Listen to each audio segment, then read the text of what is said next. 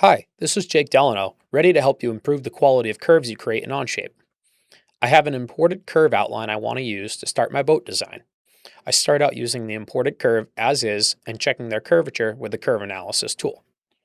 The first few curves I check seem to be good quality, but when I look a little closer, I do notice that the curve on the top guide seems to be a little wobbly.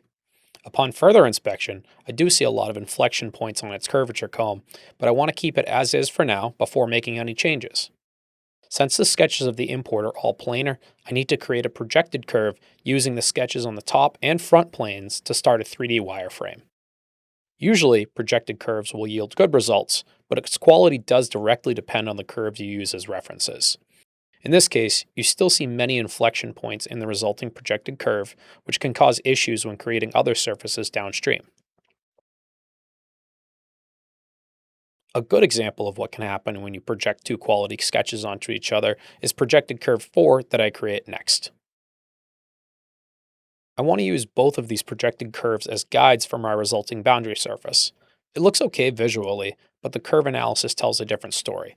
The curvature combs show some jagged transition points, and there's an extremely high density of control point grids, both of which you don't want to see when creating high quality surface geometry. These imperfections on the projected curve roll into the rest of the surfaces I create, including another set of dense control points on the top surface of the bow. This won't totally ruin my design, but I'm not happy with the result. This is one of the exact cases where approximating projected curves can come in handy for you. Approximating gives you options to select the target degree of your curve and the maximum number of control points. Increasing the degree of your curve gives it smoother connections between control points, and reducing the maximum number of control points reduces the mathematical complexity required to create your curve. Just because you're approximating, it doesn't mean you lose control of important curve parameters. At any time, you can choose the allowable tolerance of your curve and evaluate the deviation between your approximation and original curve. You can even select to keep the start and end derivatives from your original curve if maintaining continuity is necessary. I don't need to approximate projected curve 4 since the original one was pretty good as is, but I'll approximate that one as well just to be consistent.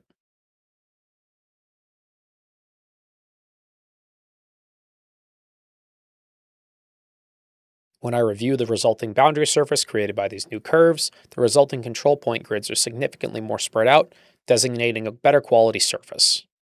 This lower control point density translates to the fill surface that I created as well for the top of the bow, showing how I've improved multiple downstream surfaces just by approximating a couple of curves.